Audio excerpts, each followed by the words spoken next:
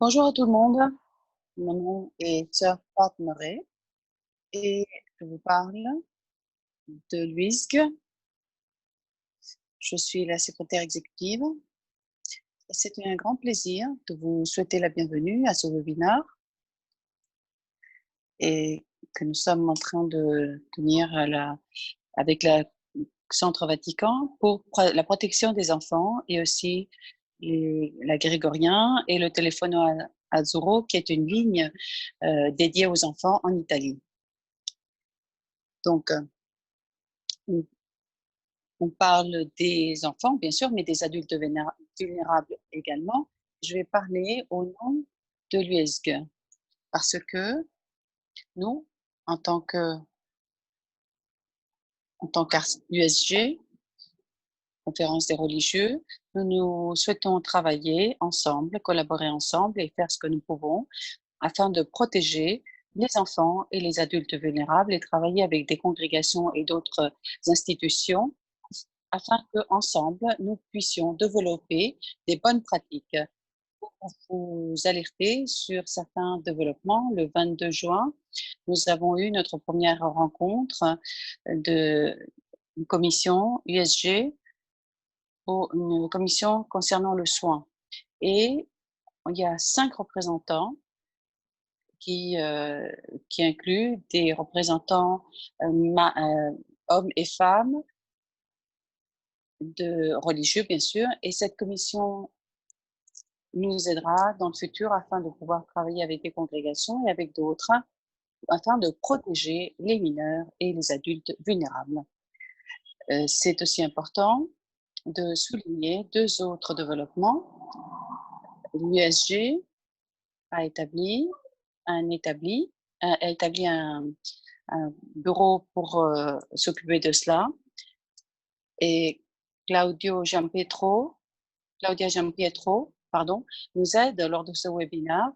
L'UISG a aussi établi un deuxième bureau appelé le soin catholique pour les enfants international et ce bureau est dirigé par Sœur De Luca Ferrara, une sœur du Sri Lanka. Elle travaille avec Claire, avec la Zambie, avec l'Ouganda, avec le Kenya.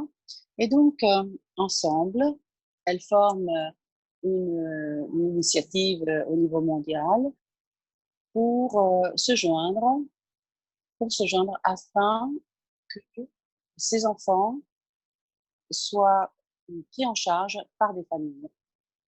Donc, c'est un développement assez important au sein de l'USG, USG et puis hommes-femmes, des commissions jointes des 2 unions. Puis ensuite, l'UISG a établi un bureau pour le soin, la protection, pour aider les congrégations féminines et aussi un autre bureau pour s'occuper des enfants au niveau international afin de promouvoir, promouvoir, ces, promouvoir le fait que ces enfants passent des institutions à des familles. Maintenant, je vais passer, passer la parole. Alors, Rosanna, je te remercie beaucoup et je te laisse la parole. Merci. Merci beaucoup à Sœur Pat avec ces mots. Il y a ces mots qui nous mènent à présenter notre conférencier d'aujourd'hui pour ce 3e webinaire. Alors, c'est le professeur Gabriel Di Liaco. C'est un professeur associé de l'université Divine Mercy en Virginie et aussi le directeur d'un centre Emmaüs aux Philippines. C'est C'est un psychothérapeute, un conseiller pastoral pour les enfants, pour les familles, pour les enfants, pour les victimes et aussi pour les auteurs d'abus. C'est un docteur, il est très respecté. Il fait du conseil, de la psychothérapie depuis 87. Il est marié et il a 5 enfants et vit aux Philippines. Il est un des membres fondateurs de la Commission pontificale de la protection des mineurs. Et en 2018, le pape François l'a nommé pour un second mandat auprès de cette commission. Le professeur Biliaco est très actif et offre de la formation et aussi d'autres programmes pour la protection dans des écoles, dans des familles, dans des églises, etc.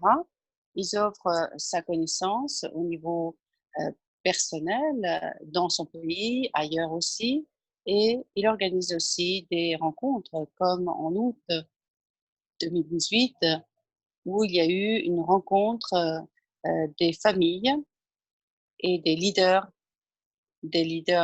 religieux qui s'est tenue à Abu Dhabi en 2018 et aussi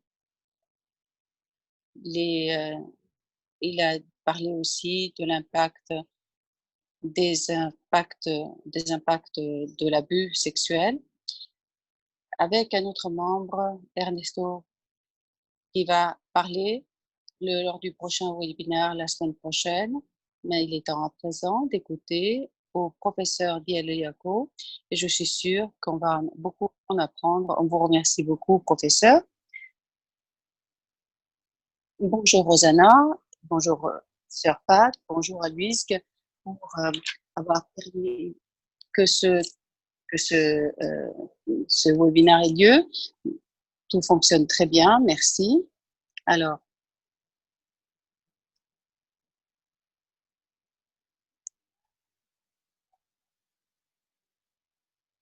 voyez-vous ma présentation sur votre écran? Oui, d'accord. Donc, avant de commencer, j'aimerais vous poser une question. Alors, de Luisque, je voudrais savoir si je vais trop vite. Donc, faites-le moi savoir afin que je puisse aller un peu moins vite. D'accord. Alors, le sujet que nous allons présenter aujourd'hui, s'agit des victimes. Et mon groupe ici, on l'appelle le modèle de sécurité relationnelle. Avant de commencer, je voudrais vous inviter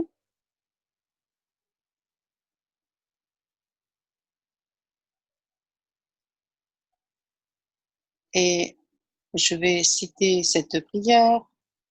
C'est une prière adressée à Saint Michel Archange, le défenseur qui nous défend dans la bataille.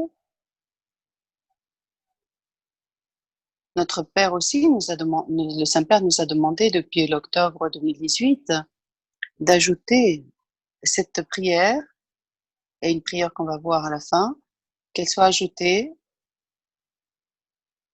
pour combattre au niveau spirituel ces abus dans l'Église. Au nom du Père et du Fils,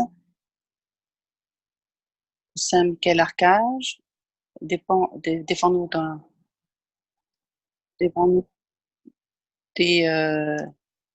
du diable, que Dieu le rejette. Nous te demandons au Prince, par le pouvoir de Dieu, de jeter Satan dans l'enfer et que les esprits mauvais aussi soient jetés dans l'enfer qui cherchent à ruiner les âmes. Amen. Voilà. En tant qu'introduction à ces sujets,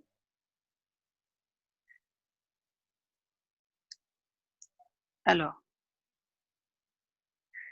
je vais vous parler des protections et des adultes vulnérables dans l'Église. Cette vision a été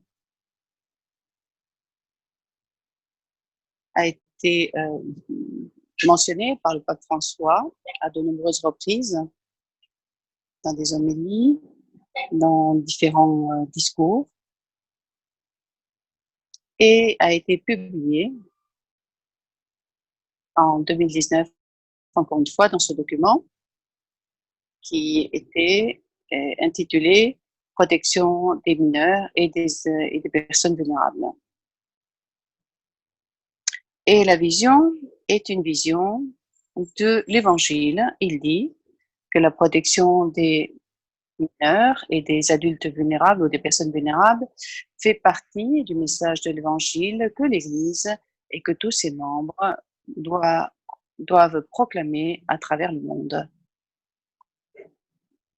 Donc, il y a ensuite, dans cette lettre, que c'est le Christ lui-même qui a mis cette mission entre nos mains, et donc ceci est une mission qui est centrale pour notre vocation en tant que baptisés. Et cela doit impliquer et inclure tout le monde dans l'Église.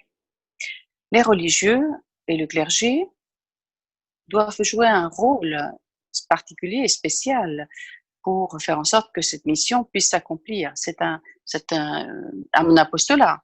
Et le pape a mentionné également que ceci doit faire partie de la nouvelle évangélisation. Et nous allons vous montrer pourquoi. Donc voilà, ça c'est la vision du pape. Cela signifie que cela fait partie de notre mission en tant que catholique, en tant que chrétien. Ce n'est pas seulement une tâche que l'on doit réaliser, cela doit être plus, cela doit nous inspirer afin de faire en sorte que cette mission soit réalisée dans notre vie de tous les jours. Et nous devons avoir cette perspective, ce désir, pensant que c'est nécessaire de réaliser ce travail parce que ce n'est pas facile, il y a beaucoup d'opposition. Et ce que j'ai vu dans plusieurs lieux du monde, parties du monde, c'est que pour beaucoup,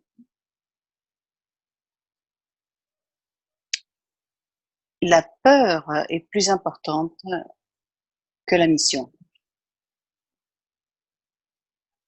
La peur est plus forte que la mission. Et donc cette mission demande quelque chose qui peut aider à dépasser ces peurs qui sont naturelles. La peur de perdre, par exemple, sa propre réputation, la peur de perdre ses propres ressources, pas seulement l'argent, mais aussi les personnes qui collaborent, et les peurs qui sont normales. Et en Asie et ailleurs aussi, j'ai remarqué ces mêmes peurs. Et la peur, c'est si je fais ceci, je vais perdre mes prêtres. On n'aura plus de vocation. La peur est souvent plus importante que la mission. Et ce que le Seigneur nous demande de faire. Et donc, comment pourrons-nous dépasser cela? Nous devons commencer par notre sentiment de spiritualité, de vocation, ainsi qu'on l'a dit lors du premier, oui, qu'on en a parlé de l'enfance. Et à partir de cette mission, de ce sens de vocation qui nous a été donné par le Christ lui-même, eh bien, nous pouvons alors commencer ce travail et porter des fruits pour ceux qui ont été des victimes. Je ne parle pas seulement de l'abus sexuel commis par le clergé, mais aussi par d'autres formes d'abus réalisées par d'autres. Donc, on va continuer et on va parler des victimes et de la victimologie. Il est important de bien comprendre comment une personne peut devenir une victime. Cette réalité a été étudiée et aussi a été insérée dans un cadre assez simple pour nous-mêmes. Voilà. Donc ici, vous voyez les 3 facteurs de risque.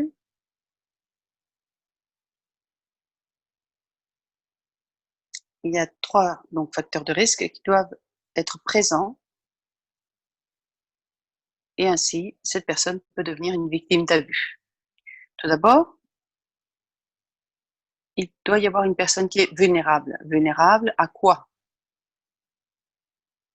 Vulnérable à être soumise en quelque sorte par quelqu'un d'autre, de quelque façon que ce soit. Donc, elle est victime d'un pouvoir. Donc, les mineurs, les, les enfants sont eh bien, des victimes en puissance parce qu'ils n'ont pas les mêmes facultés, le pouvoir personnel, interpersonnel qu'a un adulte.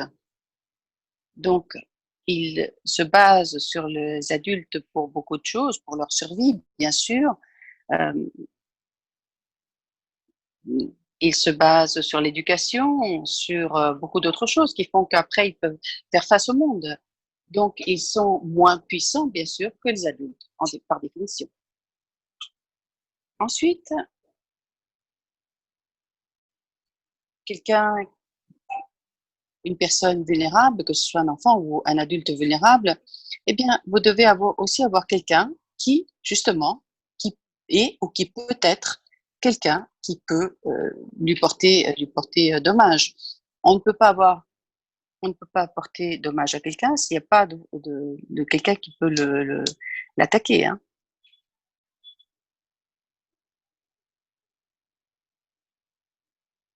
Cette personne peut être quelqu'un qui peut, une personne qui, un délinquant potentiel ou non, ou il peut offenser ou attaquer cet enfant ou cet adulte d'autre façon. On parle de toutes sortes d'abus. Et c'est un abus de pouvoir en réalité dont on parle. Que ce soit de façon agressive ou que ce soit aussi d'une façon beaucoup plus subtile.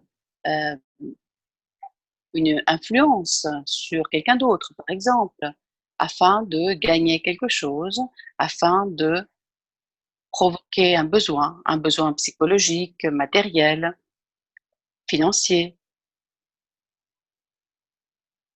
Ça peut aussi être un besoin de se sentir plein de confiance, etc. Donc, il y a aussi la possibilité d'un abus physique.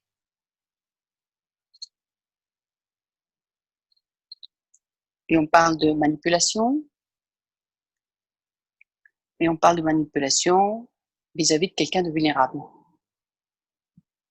Pour et peut-être cette personne qui est plus puissante va agir de façon consciente ou pas, d'ailleurs.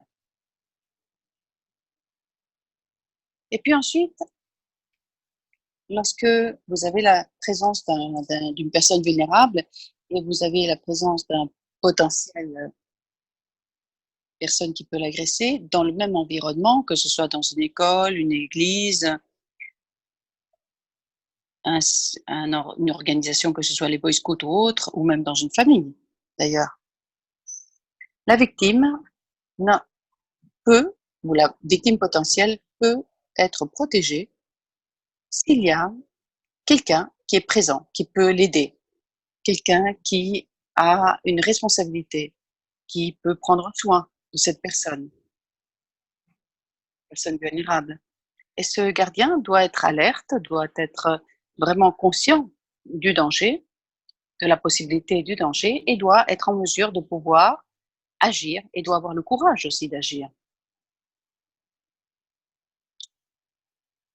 Lorsqu'il n'y a pas justement cette figure, hein, du gardien, et vous avez quelqu'un qui est vulnérable et quelqu'un qui peut abuser quelqu'un, eh bien, malheureusement, je dirais que lorsque le gardien est absent, eh bien, 90, 99% des fois, il y aura un abus qui aura lieu.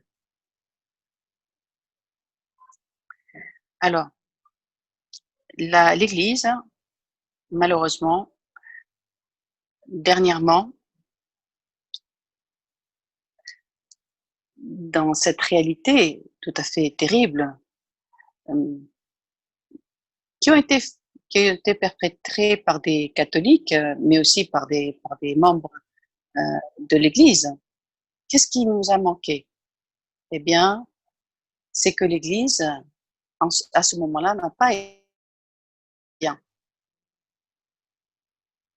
Les Nous n'avons pas considéré, nous n'avons pas aidé ces enfants, ces et il peut y avoir différentes questions, que ce soit les questions d'ignorance, que ce soit les questions, d'attitude, de culture, et aussi il y a l'attitude des personnes vis-à-vis des enfants. Dans les pays où j'ai été, j'entends une phrase souvent qui caractérise comment les adultes voient et traitent ces enfants.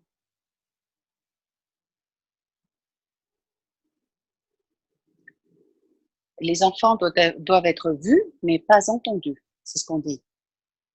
Souvent, on dit que la voix d'un enfant ou d'une personne vulnérable n'est pas si importante que cela. Elle n'a pas le même poids. Et donc, on a un problème d'écoute, un problème à écouter ces voix.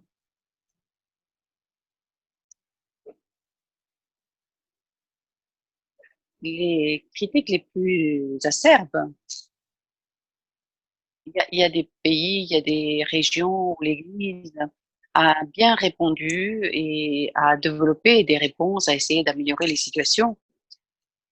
Donc, ce n'est pas toujours des situations négatives, mais la critique la plus acerbe,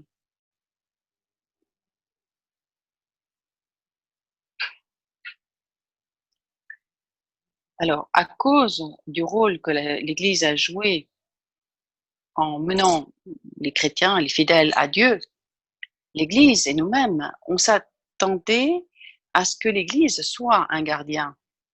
Et puis, ça n'a pas fonctionné. Qu'est-ce qui s'est passé alors? Qu'est-ce qu'on a fait? On a couvert souvent, on a nié, on a été silencieux, on a donné des ressources à ces offenseurs afin qu'ils puissent aller ailleurs. Mais qu'est-ce qui a été fait pour les victimes? Pas beaucoup. Dans la plupart des pays développés, vous allez trouver des, des des traitements qui sont donnés pour ceux qui ont fait ces actes, mais pas des programmes qui sont faits pour les victimes. Il est bon d'avoir cela. Moi-même, depuis 2006, j'ai j'ai traité et j'ai aidé ces personnes qui ont commis un délit. Mais souvent, nous n'avons rien, nous n'avons pas suffisamment de choses pour les victimes.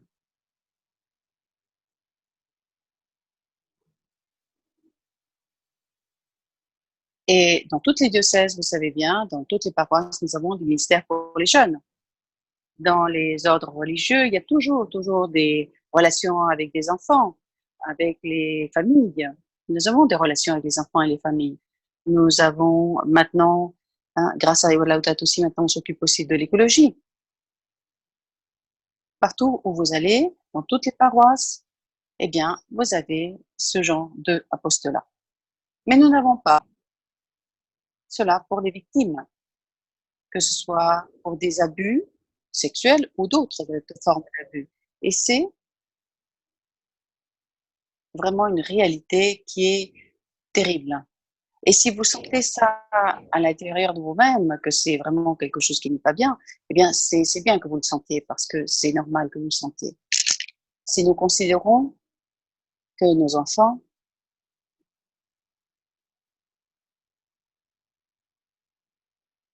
qui peuvent dire, qui peuvent parler, qui peuvent nous dire qu'ils ont été abusés, ceux, ceux qui ont pu parler, ceux qui ont parlé,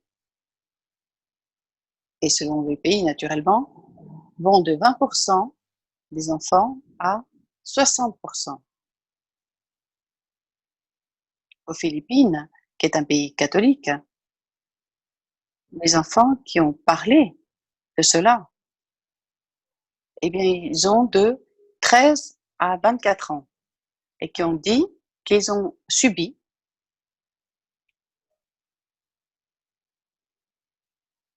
des, des punitions, des abus psychologiques, des abus sexuels, que ce soit dans les familles. Il y a 68% qui parlent de ça. Dans les familles, hein. C'est énorme. Donc, si vous allez aux Philippines et si vous voyez des personnes qui ont entre 13 et 24 ans, vous devez être consciente que 1, 2, 3, 4, 5, 6, 7, 8, 9, 10.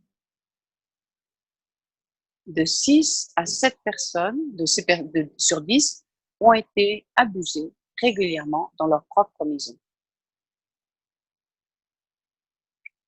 Et 8 sur 10 sont des catholiques. C'est très dérangeant.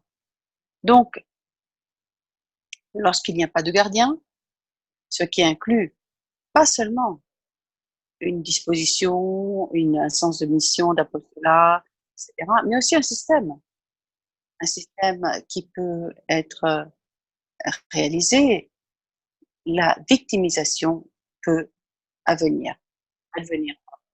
Et que savons-nous des victimes au sein de l'Église? Eh bien, je vais citer à présent, et je vais vous montrer, peut-être vous connaissez déjà cela, mais bon, c'est bon de revoir ce que nous connaissons. Voilà, ceci est basé sur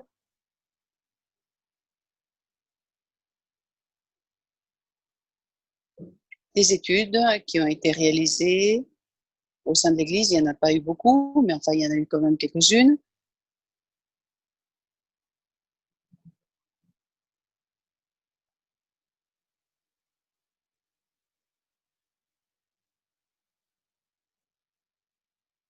Des études dignes de crédibilité.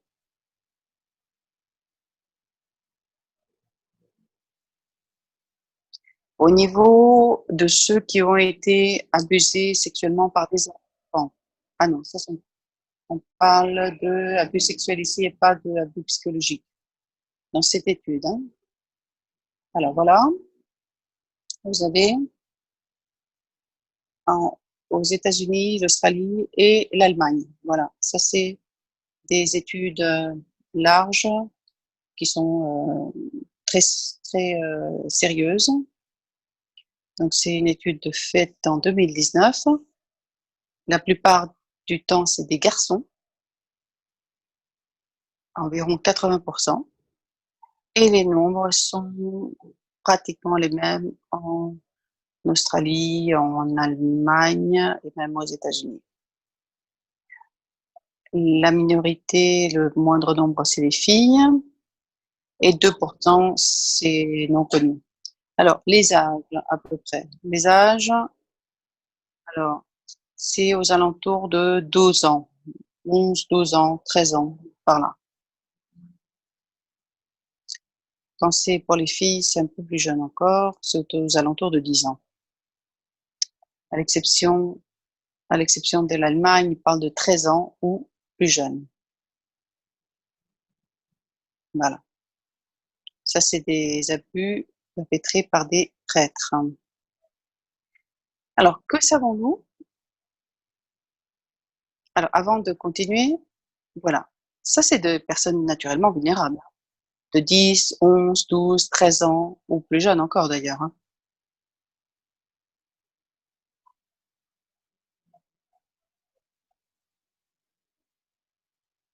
Et que savons-nous sur les personnes qui ont commis justement ce genre d'abus dans l'Église? Que savons-nous de ces personnes-là? Alors, aux États-Unis, le temps qui se passe entre l'ordination et l'abus qui a commencé, entre l'ordination et le moment où ces personnes ont commencé à commettre ce genre de... donc, c'est 11 ans. Voilà. Ça dépend de l'ordination, ça, quand ça a été fait, etc. Il y a un sous-groupe qui s'appelle des personnes qui font des abus de façon répétitive. Ils ne se contrôlent pas et commencent normalement 1 an après leur ordination. Ces personnes ne font pas de distinction, entre les genres et aussi entre les âges. Ça peut être aussi bien des enfants que des adultes. Et c'est, comme ils disent ici, 1 an après l'ordination, ils commencent quand même à agir de cette façon. Alors, en Allemagne, ils parlent de 14 ans et demi presque après leur ordination. La plupart de ces personnes-là ont utilisé des, euh, des attitudes de manipulation qu'on appelle grooming behaviors. Qu'est-ce que c'est que ça? Alors, on essaie de manipuler la victime de façon émotionnelle, spirituelle, en les incitant, en leur donnant des faveurs, en leur donnant des cadeaux, des privilèges, etc., afin de faire en sorte que cette victime, peu à peu, soit plus à même d'accepter ces attitudes inappropriées.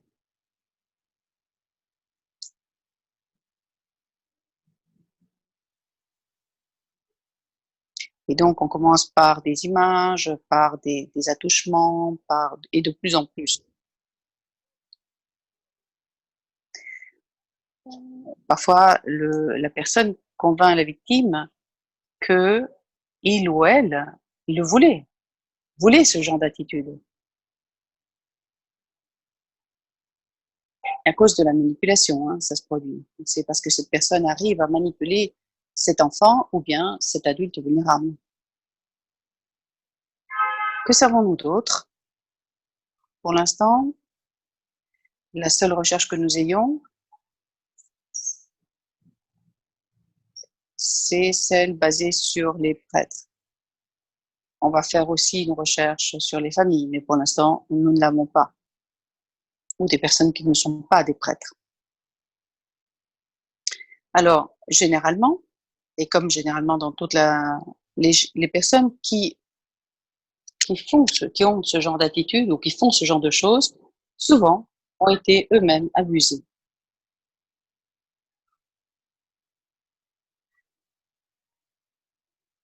Il y a eu un abus, que ce soit lorsqu'ils étaient enfants, lors de leur adolescence ou ensuite.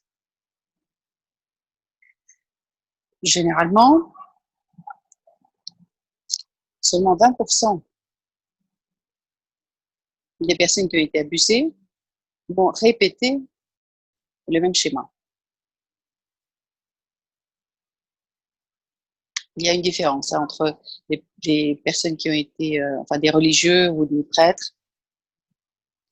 Tout cela semble avoir une difficulté au niveau de leur intimité, d'avoir des amitiés franches et sincères, directes avec d'autres adultes. Comment est-ce qu'on voit cela? Eh bien, cette personne a peut-être un adulte, mais on a l'impression que cette personne a une maturité émotionnelle de environ un adolescent de 15 à 18 ans. Ils s'entendent bien avec les adolescents, mais pas avec les adultes. Ils ont un problème avec les adultes. Souvent, ils ont d'autres problèmes aussi, hein. Ils sont victimes de stress, par exemple.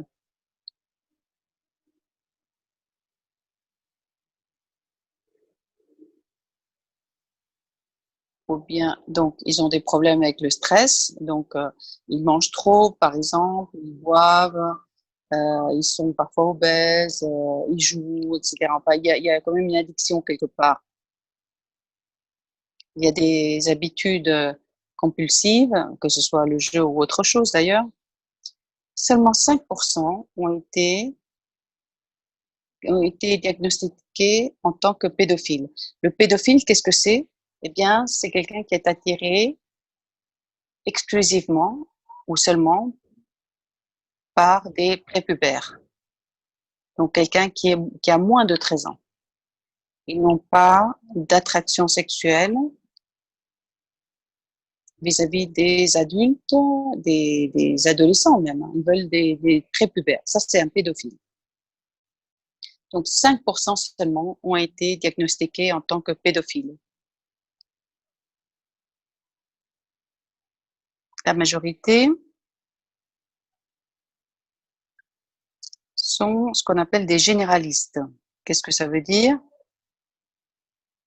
Ou bien des opportunistes, c'est comme ça qu'on les appelle. Car lorsque l'opportunité se présente, eh bien, ce comportement se met en place et la personne continue sur ce chemin. Alors, quelle est l'opportunité? Quelqu'un qui est vulnérable, tout simplement. Vous savez que cette personne qui est une manipulatrice va être consciente de cette faiblesse. Et donc, elle commence à poursuivre. Ça peut être un enfant, un jeune, une adulte, un homme, une femme, c'est pas grave.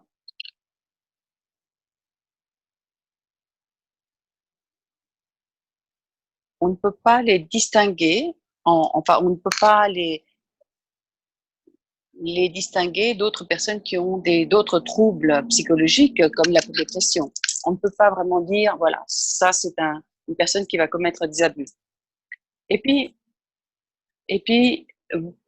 peut-être vous connaissez le MMPI test, c'est-à-dire pour essayer de sélectionner les candidats,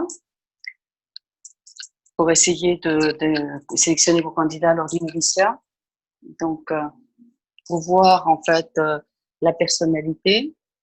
Souvent, ces personnes n'arrivent pas à contrôler leur hostilité.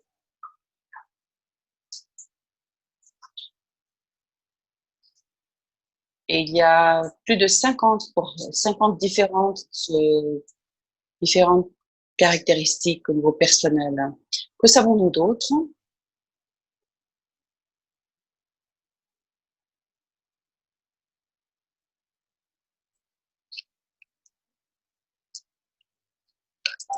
Alors, la plupart de ces prêtres qui ont abusé des mineurs ont aussi des relations avec des non-adultes, des adultes. Et aussi, ils ont des relations avec les deux genres. Donc,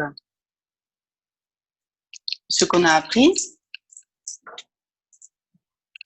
et ce que l'on sait, c'est que l'orientation sexuelle de quelqu'un qui devient un prêtre, eh bien, ne peut pas être prévu parce que le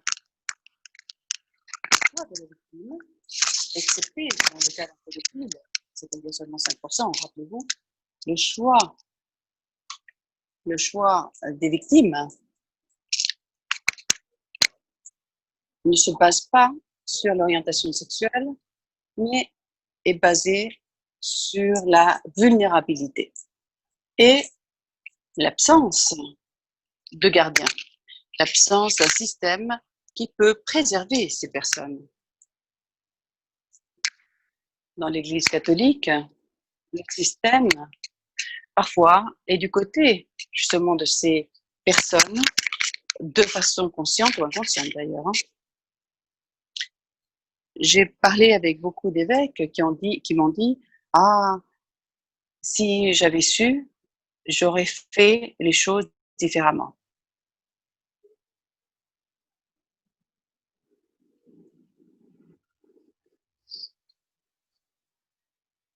L'orientation,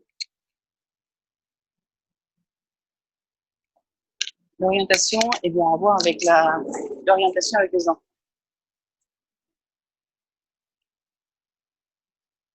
Comme j'ai dit,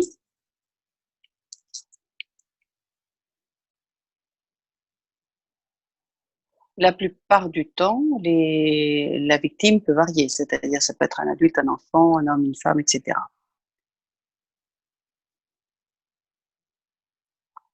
Que savons-nous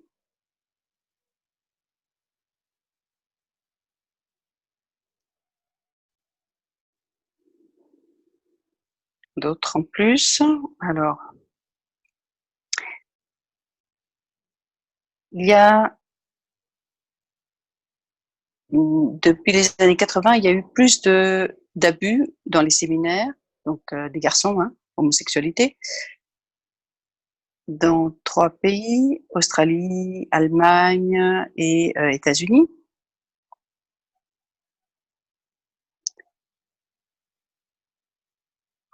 Et donc plus d'abus de mineurs également, hein, dans les années 80 toujours.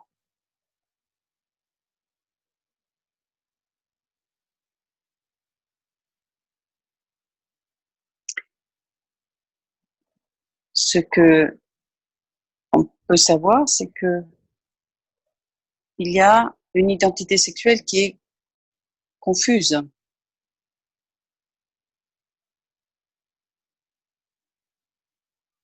La présence de cette confusion, ce manque d'intégration semble être un facteur qui peut être assez parlant et qui peut mener ensuite à l'abus.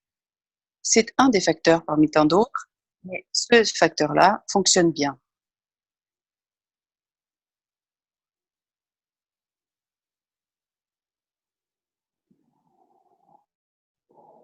Maintenant, alors, est-ce que l'Église a été un bon gardien? Tout d'abord, on va parler du contexte au niveau de l'histoire de cette question dans l'Église. La sœur Noëlla a dit que la première loi qui a été promulguée au niveau local a été faite dans le conseil d'Elvira. Et je crois que c'était des évêques latino-américains et africains en 400 et quelques ou 300 et quelques. La, le premier rapport sur un avertissement par rapport à cet abus. Allô? J'entends plus. Ah, il dit un homme ne doit pas coucher avec un garçon en grec. Je ne parle pas de grec, donc voilà. C'est du grec ancien. Hein. Le Didaquer,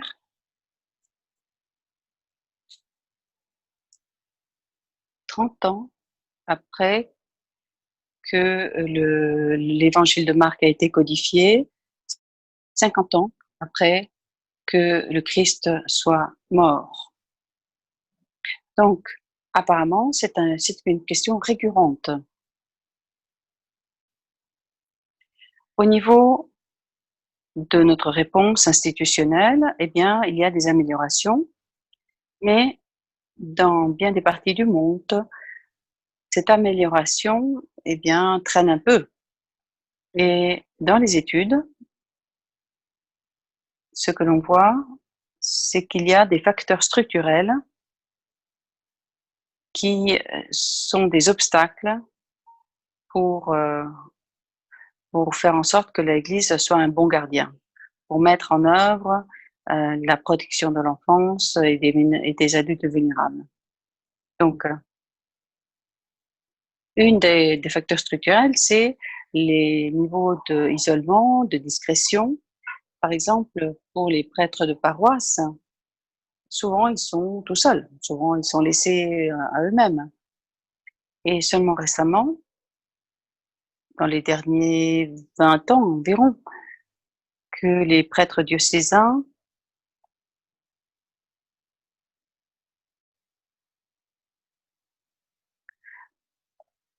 ont, disons, plus une vie entre guillemets communautaire. Si vous comparez entre des offenseurs entre les prêtres religieux et les prêtres diocésains, le, le pourcentage des prêtres religieux est plus bas que celui des diocésains. Pourquoi? À cause de la vie communautaire. Et puis aussi, il n'y a pas de supervision directe, surtout quand on parle des prêtres diocésains.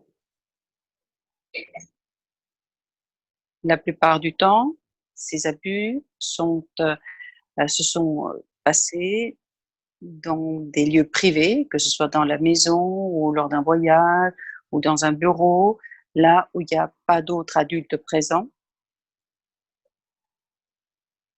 Et la plupart du temps,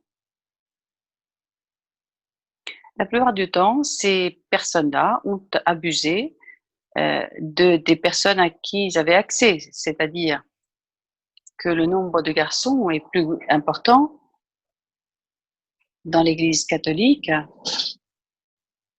Et pourquoi? Parce que les offenseurs ont plus accès, ou un accès plus facile aux garçons qu'aux filles. Ça, c'est en train de changer. Dans bien des parties du monde, les filles participent davantage dans la vie de la paroisse et dans d'autres activités, dans des apostolats avec et pour les jeunes, etc. Donc voilà, c'est en train de changer. Maintenant, il y a plus de filles. De façon, alors, au niveau historique, il y a des améliorations et d'autres choses qui ne s'améliorent pas. On se base surtout sur les réponses des prêtres et les réponses ont toujours été faites en privé, donc il n'y a pas de transparence. Et le motif, quoi? Eh bien, parce que il fallait pas que ça se divulgue. Donc, en décembre dernier, le pape François a déclaré que quand il y a un abus de mineurs ou d'adultes vulnérables, eh bien, le secret pontifical doit être levé et que la situation doit être transparente.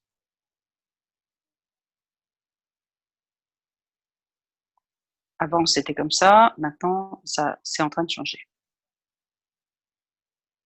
Le type de réponse a changé aussi dans le temps, parce que pendant longtemps, l'offenseur, on l'envoyait pour avoir un traitement, on le réprimandait et il revenait ensuite, tranquillement.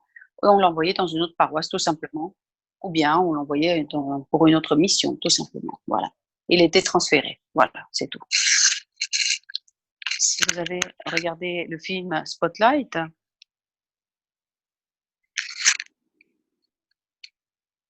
et c'était un film qui se passait à Boston en 2002, aux États-Unis.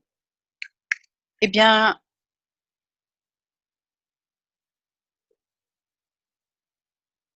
maintenant, on ne lui permet plus de continuer.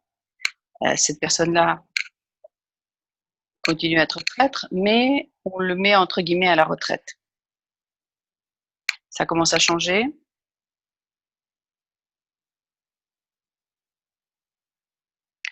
Et ça devient plus strict parce que le leadership de l'Église se dit que beaucoup n'arrivent pas à se contrôler et ils ont besoin de quelqu'un qui puisse les superviser. Donc voilà. En Australie, on a eu une reconnaissance des victimes dans les années 90. Donc l'Église australienne s'est beaucoup investie dans ces programmes. Aux États-Unis, vous avez eu les 5 principes qui ont commencé dans les années 80. Ça ne s'est pas très bien passé, ils l'ont révisé. Maintenant, ce qu'ils ont, c'est une charte, mais il n'y a pas vraiment eu de mise en œuvre réelle de ces changements. Aux États-Unis, si vous avez été aux États-Unis, si vous avez travaillé là-bas, vous le savez, Il y a des formations qui sont obligatoires, des audits.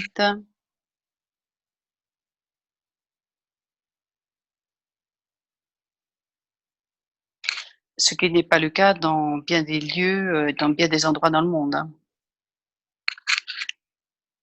Donc si nous regardons le premier pas de la réponse des institutions, c'est-à-dire la reconnaissance, la reconnaissance, la conscientisation, eh bien ce n'est pas présent. Pensez à Laudato Si. Après Laudato Si, 3 mois plus tard, c'était partout. Vous alliez dans une paroisse au fin fond de la terre et on parlait de Laudato Si. Et c'est ce que j'entends par reconnaissance, conscientisation comme premier pas. La protection, eh bien, c'est pas au même niveau dans la plupart du monde et dans la plupart des églises.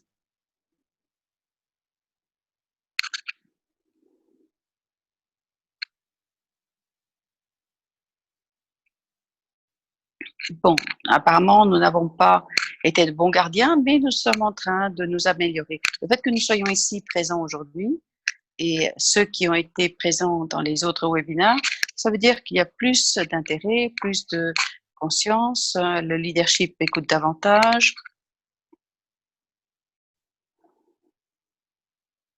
Mais il y a beaucoup de travail encore à faire.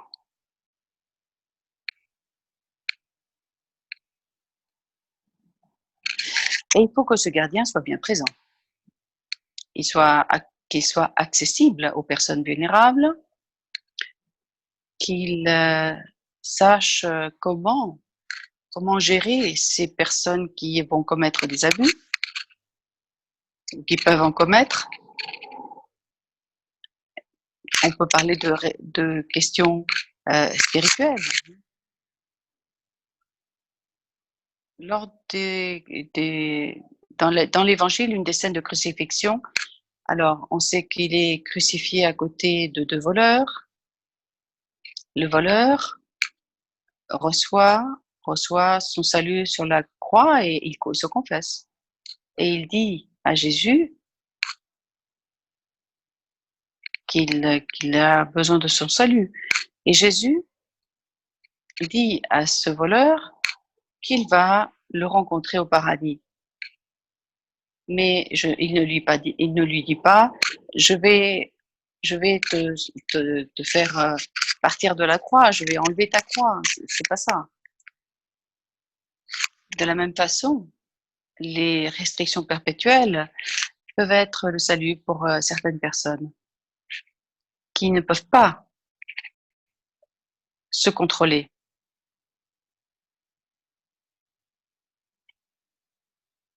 Ça peut être une personne intelligente, ça peut être une personne qui fonctionne très bien, ça peut être quelqu'un de très charmant. Malheureusement, cette personne n'arrive pas à contrôler eh bien, ses pulsions.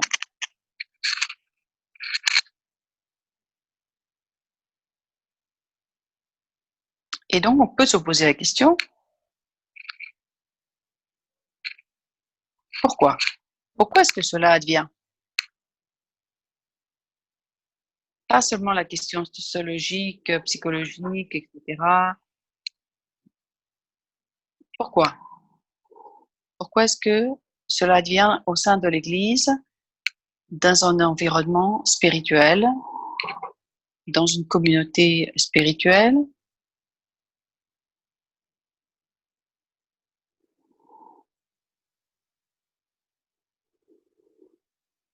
Et l'Église parle de guérison et on parle là de abus.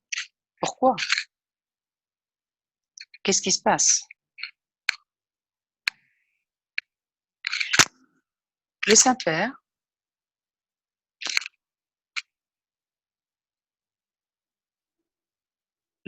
nous dit quelque chose et je vais vous faire voir une homélie, une partie.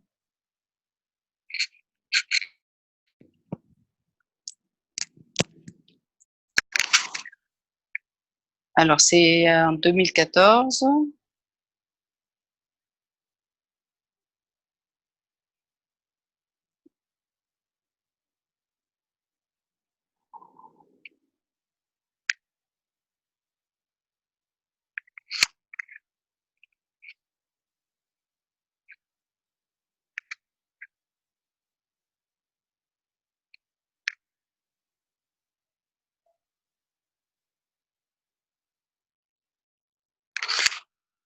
Voici mon angoisse, ma douleur, du fait que quelques prêtres et évêques ont violé l'innocence de mineurs et de leur propre vocation en abusant sexuellement de ces enfants, de ces mineurs.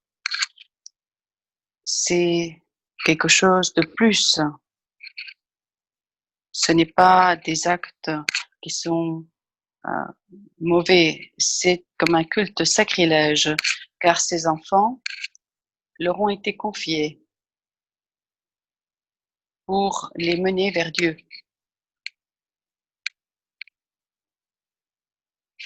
Et ils les ont sacrifiés à l'idole de leur concupiscence. Ils profanent l'image de Dieu. Nous avons été créés à son image.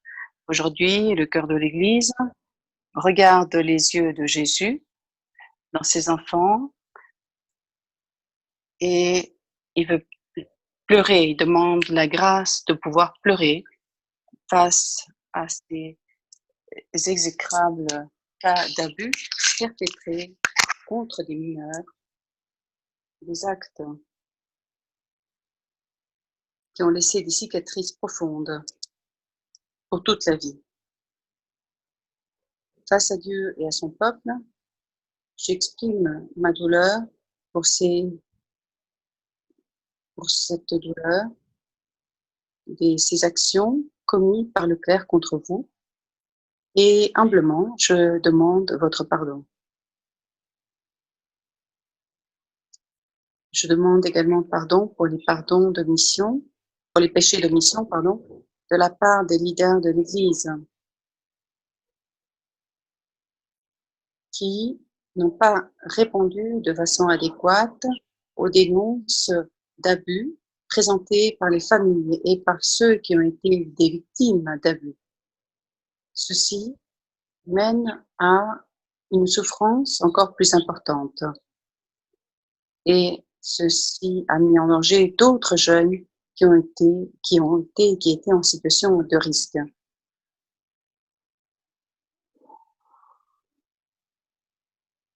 Il n'y a pas de place pour ceux qui ont commis ces abus. Et je m'engage à ne pas tolérer cela, indépendamment du fait que cette personne soit un clerc. Tous les évêques doivent exercer leur ministère en tant que pasteur avec grand soin afin de sauvegarder la protection et protéger les mineurs. Et ils doivent rendre compte de tout cela.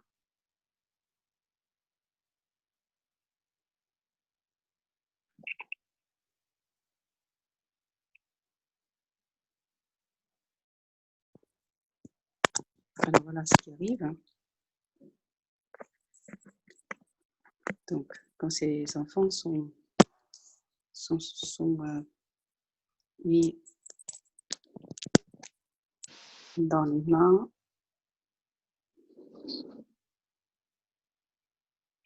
l'offense sexuelle,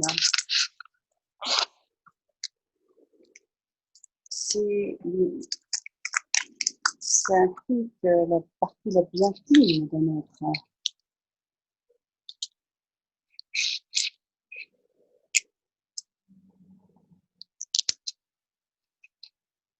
Il y a une dimension sociétale, culturelle, sociale, personnelle, psychologique, et une racine spirituelle, surtout pour un catholique, surtout pour un chrétien.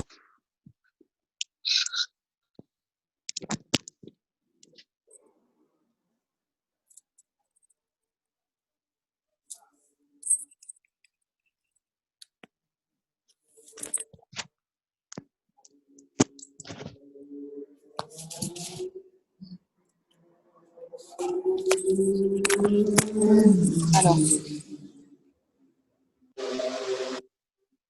les évêques, les religieux, tous ceux qui appartiennent à la vie consacrée,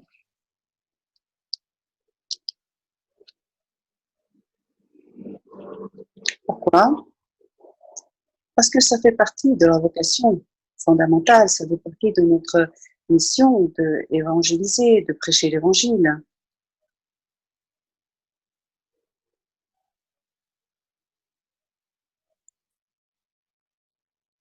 Il a dit aussi, je ne peux pas faire cela tout seul, j'ai besoin de votre aide. Le Saint-Père n'a pas d'illusion. Il ne peut pas tout gérer tout seul. Il a besoin de votre aide. Et donc, qu'est-ce qui est en jeu ici? C'est l'âme de la victime et l'âme de l'offenseur. Je dis le corps et l'âme. Donc,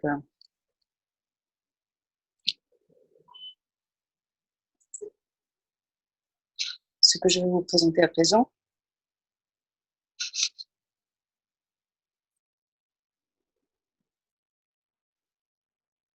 alors, c'est un modèle pour comprendre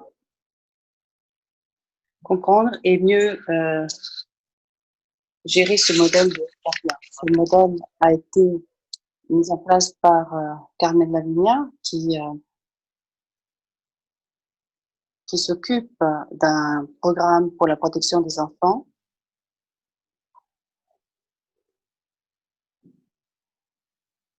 Et elle a développé ce modèle en tant que résultat de ses études. Et nous avons réfini cela, ce modèle, dans ces dernières années. Ceci inclut trois niveaux de prévention et intervention au niveau de la personne, au niveau de la communauté, au niveau du ministère.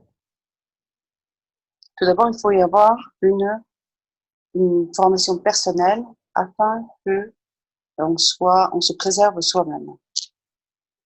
On se préserve de sa propre vulnérabilité et du coup, on va être plus tranquille, plus sûr avec d'autres aussi. Il s'agit aussi d'une formation interpersonnelle avec une famille, dans un diocèse, dans une communauté. Ces personnes qui se sentent bien sûres d'elles-mêmes peuvent interagir avec d'autres et font de ces lieux des lieux sains, sûrs pour d'autres. Là où la confiance n'est pas questionnée, eh bien, on peut être soi-même avec peur d'être jugé, avec nos peurs d'être attaqués, etc. Et puis, ceci va jusqu'au point du ministère sûr ou apostolat sûr. On a des politiques, on a un système, on a une organisation, on a une culture qui se construit et des activités, bien sûr.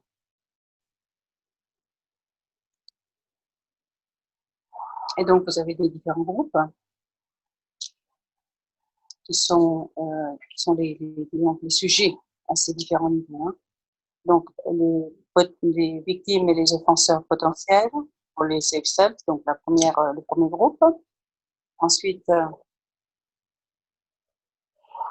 pour essayer de prévenir qu'il puisse se produire quelque chose. Et puis aussi l'institution qui doit voir cela, l'intervention des institutions, par exemple, pour le troisième. Et ceci, c'est ce que nous appelons ce modèle pour la sauvegarde ou la protection est une disposition, une attitude, une perspective, une œuvre qui assume cette personne, qui va faire en sorte que tout se passe bien parce que les gens se sentent sûrs, se sentent à l'aise, se sentent en sécurité. Tout ceci est très important. Chaque point est important. Chaque point est lié aux autres. On ne peut pas, on ne peut pas réaliser ceci si tous les différents points ne sont pas présents. Donc, il faut que l'ensemble soit présent. Par exemple, la personne qui se sent sûre, qui se sent en sécurité. Si cette personne se sent en sécurité,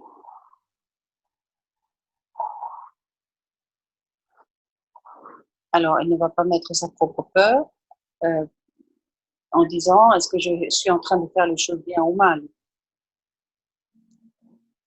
Et si on vit dans une communauté qui est sûre, eh bien on ne va pas essayer de cacher un offenseur, on ne va pas dire à la victime tais-toi, on ne veut pas entendre.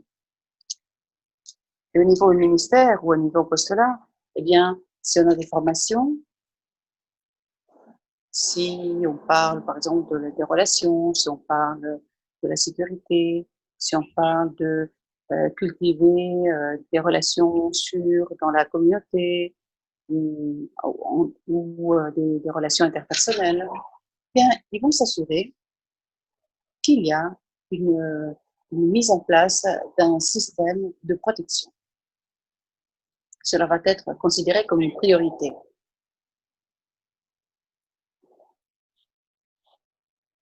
Alors, il faut revenir donc au mot du Saint-Père. Hein.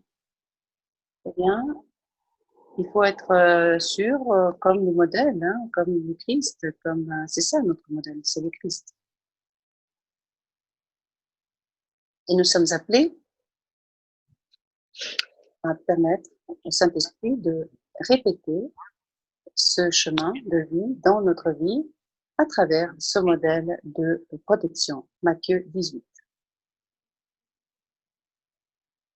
afin de permettre à ces enfants, à ces adultes vulnérables, à se rapprocher du Seigneur. Et il faut que quelqu'un soit le lien. Et plutôt que de leur offrir un environnement qui n'est pas sûr. Donc, on doit faire ce qu'on doit faire dans ce modèle.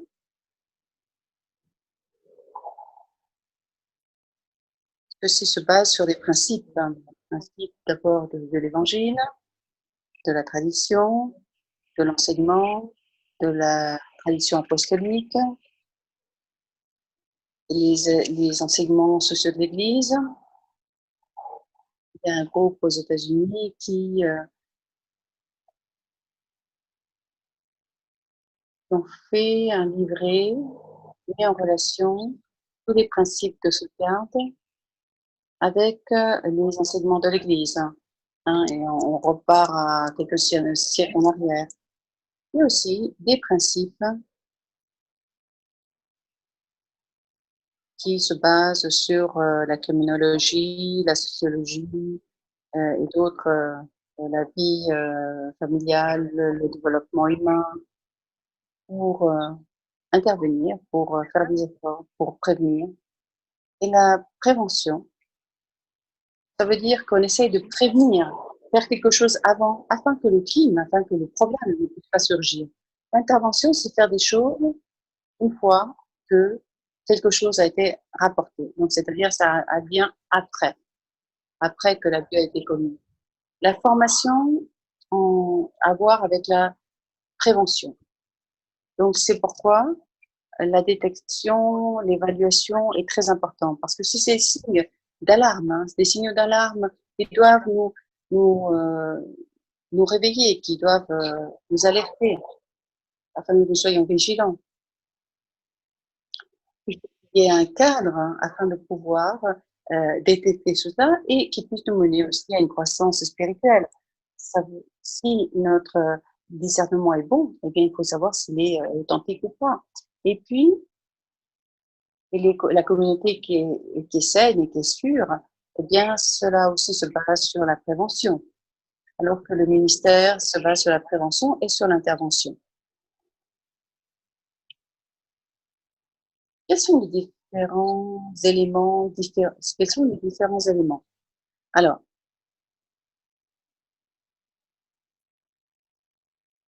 je vais vous envoyer, enfin, si quelqu'un veut avoir ma présentation, je vais la rendre disponible, mais j'en fais voir quelques-unes. Alors, voyons voir les outils pour voir et comment évaluer votre système.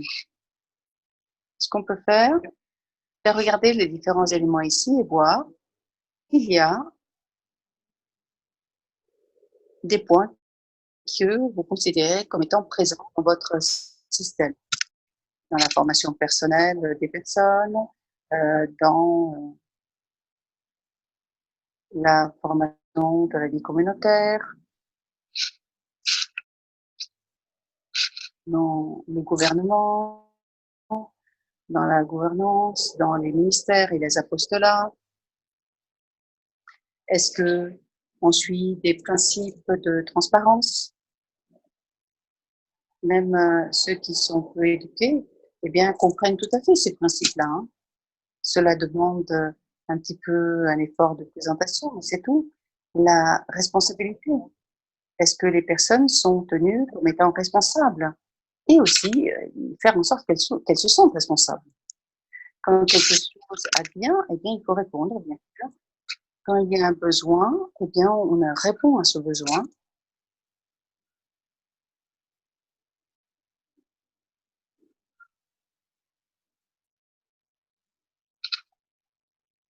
Donc, toutes ces mesures de prévention sont faites pour en fait établir des facteurs de protection afin que les personnes ne puissent pas devenir des victimes ou bien des offenseurs ou bien prévenir ce genre de fait.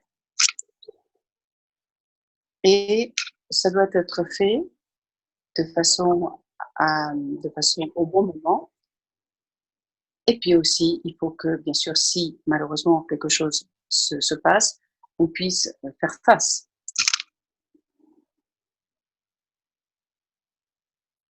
Encore une fois, ici, vous avez une liste de la prévention et de l'intervention. Alors, qu'est-ce qu'on a ici pour la prévention? Toutes les études criminologiques sur la prévention contre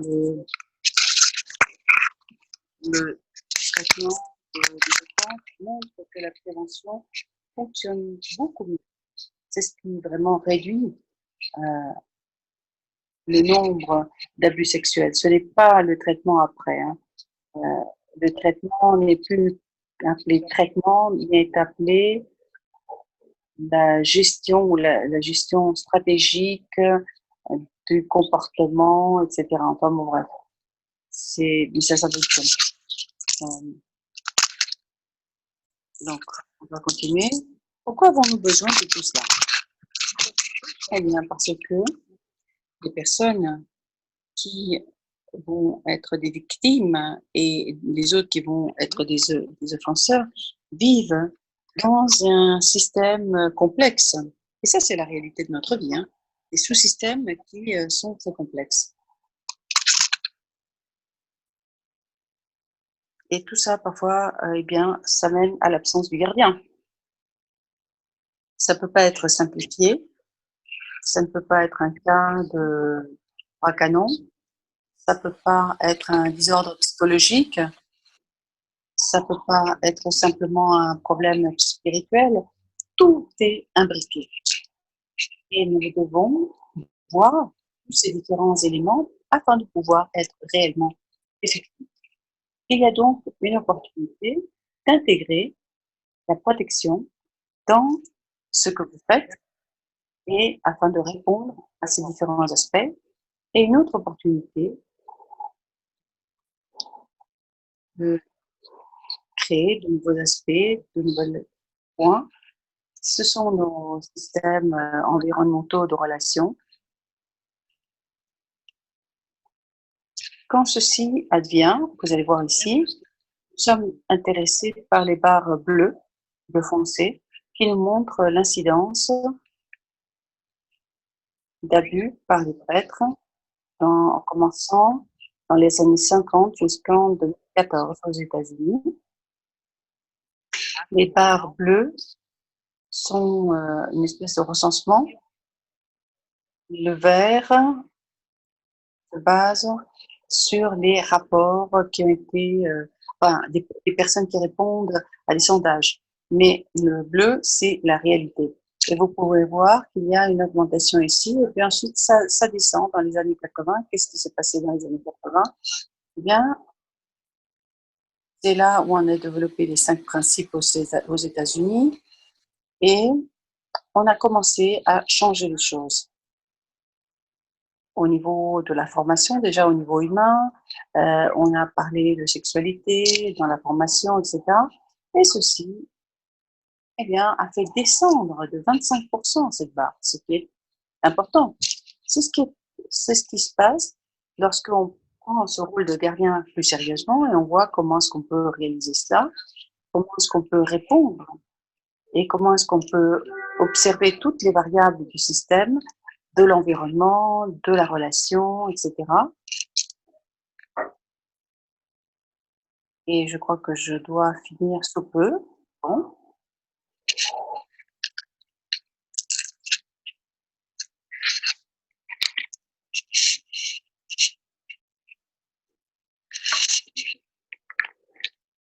Je suis en train de conclure. Pourquoi faisons-nous tout cela? Pourquoi? Alors, en revenant aux paroles du Saint-Père, nous avons un choix. Il ne s'agit pas seulement des prêtres. C'est pour tout le monde. C'est pour les mères, les pères, les mères, les conseillers, tous ceux qui traitent de ces questions. Et le choix est de suivre le Christ.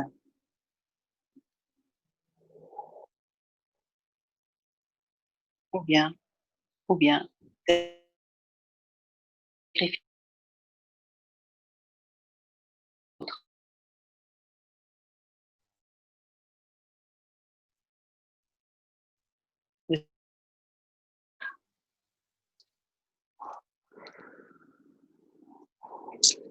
à prier notre Mère, à prier le Subtum Presidium, à prier le rosaire,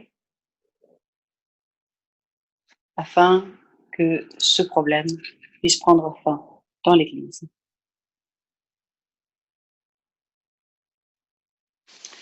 Nous volons vers toi, Sainte Mère de Dieu, écoute-nous alors que nous implorons ton aide. Délivre-nous de tout danger, ô Vierge bénie. Amen.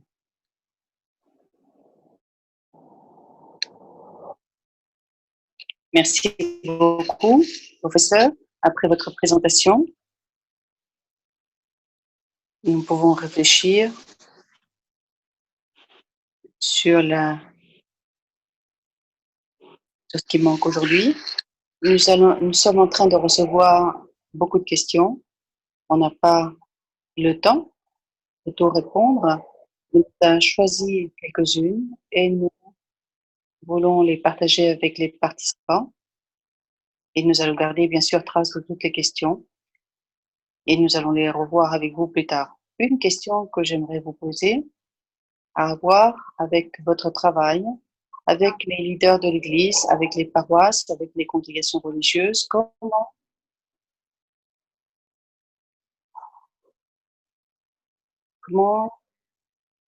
vous leur instillez cette approche concentrée sur les victimes?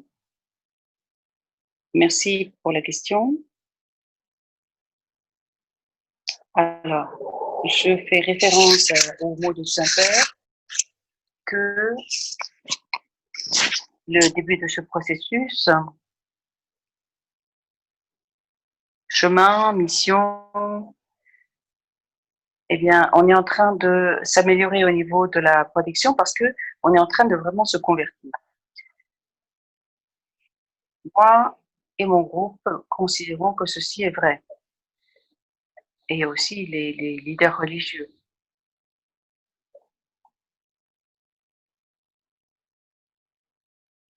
S'il n'y a pas une conversion spirituelle, eh bien la protection devient une autre tâche, une tâche parmi d'autres.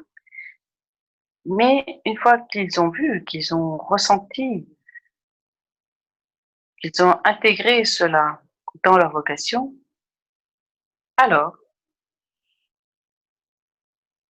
ils deviennent beaucoup plus engagés et tous les détails sont beaucoup plus faciles. Avant la conversion, il y a beaucoup de résistance, de peur. Donc, ce que nous avons fait, c'est que nous avons fait un atelier de 5 jours qui inclut beaucoup de réflexions personnelles et de groupe sur des concepts. Et nous avons aussi développé des activités que, que font les participants afin de s'approprier tous ces concepts, de les intégrer dans leur vie et de les intégrer dans leur vocation. Il y a pas mal disons, de niveaux, hein. On parle de culture, on parle de sociologie, on parle de psychologie, on parle de politique, on parle d'autres choses, et on inclut également un temps de prière. Donc, ceci aide à réduire les résistances parce on est familiarisé avec tout cela. Et puis, comme j'ai dit, cela abaisse la résistance. Plus ils voient comment ce processus peut faire partie de leur vie, plus cela devient facile. Et le troisième jour, ils sont déjà très ouverts et ils souhaitent commencer à écrire une politique, à écrire une politique concernant la protection. C'est un processus, ça prend plusieurs semaines, hein. Et on apporte toujours une victime aussi pour qu'elle puisse témoigner. Le témoignage fait en sorte que ces principes et tout cela soit rassemblé, ça fait que les choses soient plus réelles. Ça leur donne une signification. Ce n'est pas seulement des concepts, hein, ce n'est pas des belles idées, ce n'est pas une conversion personnelle. Cela devient vraiment la réalité parce qu'on est confronté à cette personne et ça les affecte. Et une fois aussi, ce qu'on fait aussi dans les ateliers, c'est qu'on demande à un évêque ou à un supérieur religieux d'être présent. Il ou elle doit être là parmi ces autres personnes. Il faut toujours que ce leader soit présent et elle ou il travaille de la même façon que les autres. Et cela permet de voir comment est-ce qu'on est au niveau sexuel, au niveau de la pratique, de l'orientation, des sentiments, euh, voilà, tout cela. Ça aide à mieux comprendre qu'il y a, que cette dimension-là est importante dans la vie de chacun, mais parfois c'est un point très fragile. On peut s'exposer. Donc, il y a un besoin réel. Il faut qu'il y ait une structure, il faut qu'il y ait une conscience, il faut qu'il y ait une formation. Et aussi, il faut travailler aussi avec les familles.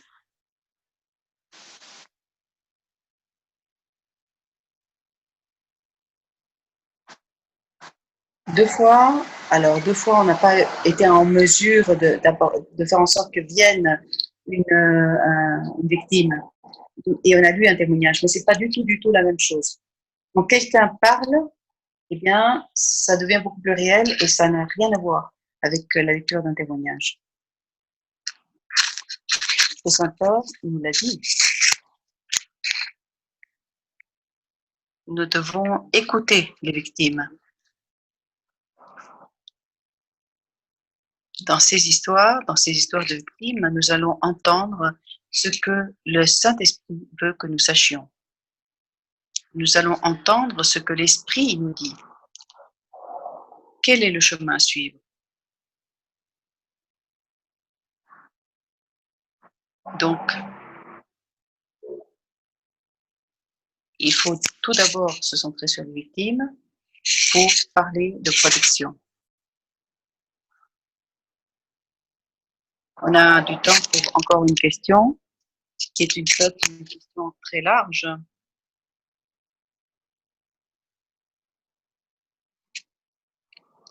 Alors, on parle de protection, on parle de loi, on parle de culture. Comment est-ce que la protection peut devenir une priorité? Comme, alors quand par exemple la loi ou bien la culture ne vont pas dans ce sens.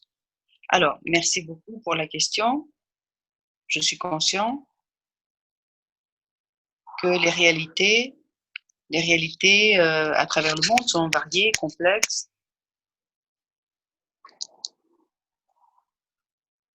Tout d'abord, je dirais que c'est les personnes de ces pays-là qui ont besoin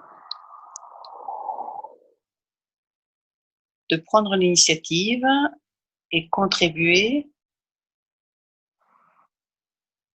afin de développer cette protection, étant donné les réalités, les opportunités, les, les limites qui sont réelles et qui existent, que ce soit au niveau culturel ou au niveau de la loi.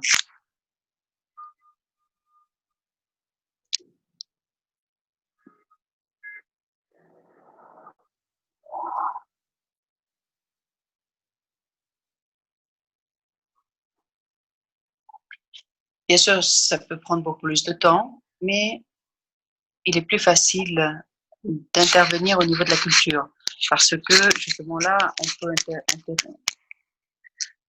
avec cela prend environ une génération afin que l'on puisse voir un changement au niveau culturel. Pourquoi? Parce que cela implique les changements culturels dans un groupe, dans une société, dans un pays, implique d'inclure les jeunes, que les jeunes soient formés d'une façon différente. Et donc, ils ont leur culture qui va être différente, une culture qui va être différente par rapport à d'autres, une culture précédente et une culture précédente qui est souvent dans le leadership. Par exemple, les parents. Oh, dans mon temps, les gens étaient comme ça et puis maintenant ils sont comme ça. Ça, c'est un changement culturel. Et ça va être possible quand il y a un changement, c'est lorsqu'ils changent et donc ils deviennent adultes et donc c'est eux qui dominent. Voilà. Donc il faut intervenir au niveau de la formation afin que les choses puissent évoluer et changer. Et ça peut être calibré, mais la loi, c'est différent. La loi est la loi et voilà. Au court terme, bon, bah, il peut y avoir des conséquences difficiles, mais c'est sur le court terme, et c'est comme ça, et voilà. Mais si vous me demandiez à venir, eh bien, notre processus est un processus qui essaye de faire en sorte que on ne dit pas aux personnes ce qu'ils doivent faire, mais on essaie d'impliquer les personnes. On les implique, par exemple, dans un atelier afin qu'ils puissent répondre eux-mêmes. Qu'est-ce qui est effectif, qu'est-ce qui est efficace pour eux? Parce que c'est eux qui sont là, ils connaissent les lieux et donc, voilà, ils peuvent apporter des réponses. Il y a parfois des choses qui ne peuvent pas s'appliquer, par exemple le toucher. Dans certains pays, la culture est que quand il n'y a pas de toucher, de contact physique, on est rejeté. Par exemple, aux Philippines. C'est comme en Italie aussi, hein, où il y a beaucoup de contact physique. Dans d'autres cultures, eh bien, si on se touche, c'est très offensant, donc on ne peut pas se toucher.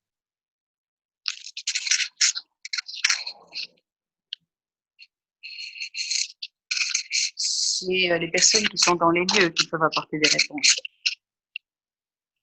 Il y a des processus que l'on peut suivre, bien sûr, que l'on utilise pour essayer d'analyser aussi ces différentes réponses et pour apporter des réponses aussi. Mais les principes sont les mêmes. Les situations sont différentes, les acquitoires aussi sont différents à cause des différentes qualités. Nous devons nous rappeler aussi, et j'espère que je ne dis pas trop, mais j'ai été éduquée par les jésuites, voilà, et l'évangile est toujours radicalement contre-culturel. Et ses racines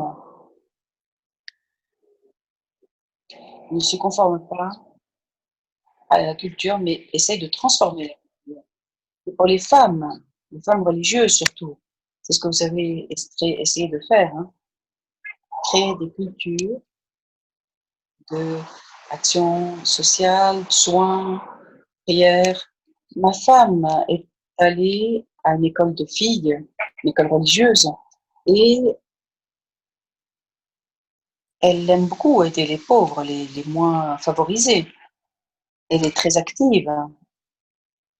Sa mère est allée à une école publique, eh bien, elle n'a pas les mêmes idées. Son idée de la charité, c'est donner de l'argent, ce qui est bien, hein, c'est pas mal, mais c'est pas de participer, c'est une culture différente. C'est ma longue réponse. Merci beaucoup. Cela a été une réponse très riche, mais qui reflète bien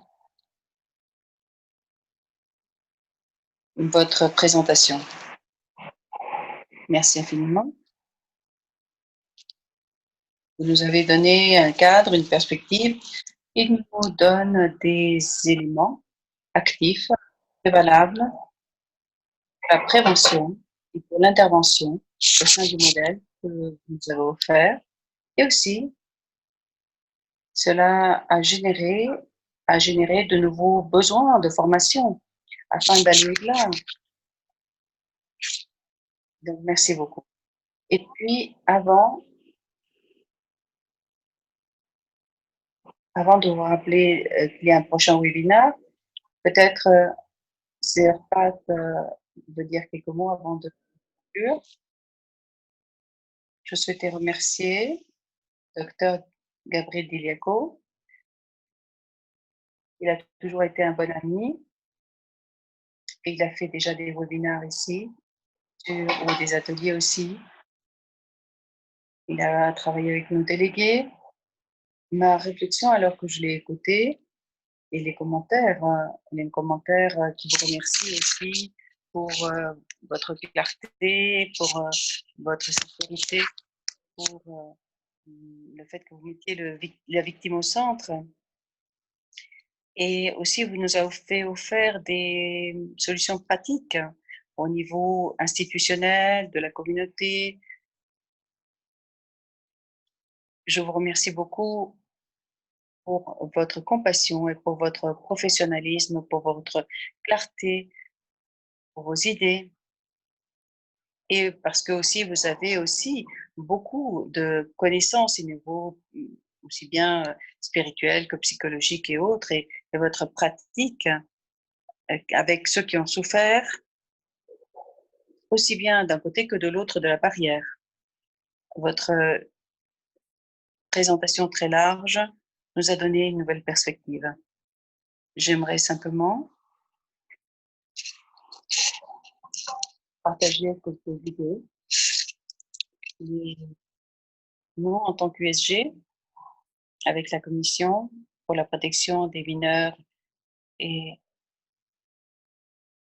le Centre pour la protection de l'enfance, eh bien, on va réunir ces 4 webinaires avec un programme pour créer un programme de réflexion, car ces vidéos vont être disponibles dans les 4 langues et elles doivent être et devraient être partagées dans les différentes congrégations afin de commencer une réflexion commune. Ceux-ci sont des outils pour une réflexion. Et puis, un second point, on remercie Rosanna, Claudia. On va essayer éventuellement de programmer d'autres webinaires dans le futur en se basant sur des sujets, en faisant des réunions de sujets.